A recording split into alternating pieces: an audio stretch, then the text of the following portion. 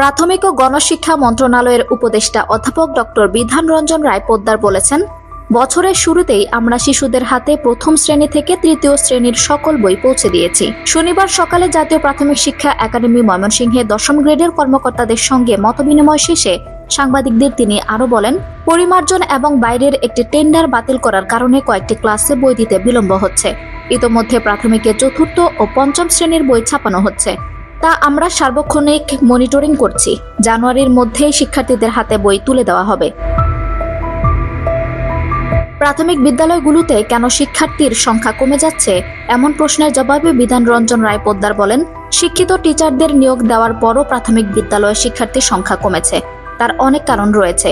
এর মধ্যে কোভিড পরীক্ষা পদ্ধতির পরিবর্তন হওয়া, বছর শেষে যে পরীক্ষা হতো সেটি চলছিল না, এতে অভিভাবকরা সন্তুষ্ট হতে পারেননি, এতে অনেক বাচ্চা প্রাইমারি ছেড়ে অন্য প্রতিষ্ঠানে চলে গেছে।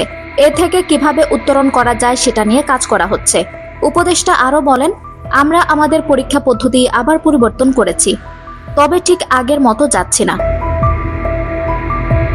দুই ধরনের বিষয় রাখা হচ্ছে, প্রথমত ক্লাসে মূল্যায়ন, তারপর 4 মাস পর পর মূল্যায়ন হবে। এতে আশা করি অভিভাবকদের প্রত্যাশা পূরণ হবে। এখন সবচেয়ে গুরুত্ব হচ্ছে বাচ্চারা যেন পড়াশোনায় ভালো করতে পারে, সেই লক্ষ্যে সকল কিছু পরিবর্তন আনা।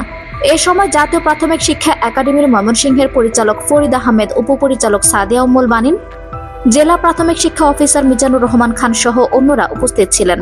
পরে দশম গ্রেডের কর্মকর্তাদের মৌলিক প্রশিক্ষণ কর্মশালায় উদ্বোধনী অনুষ্ঠানে যোগ দেন বিধান রঞ্জন রায় পোদ্দার। আঞ্জুম হক আরবি, আমার সংবাদ।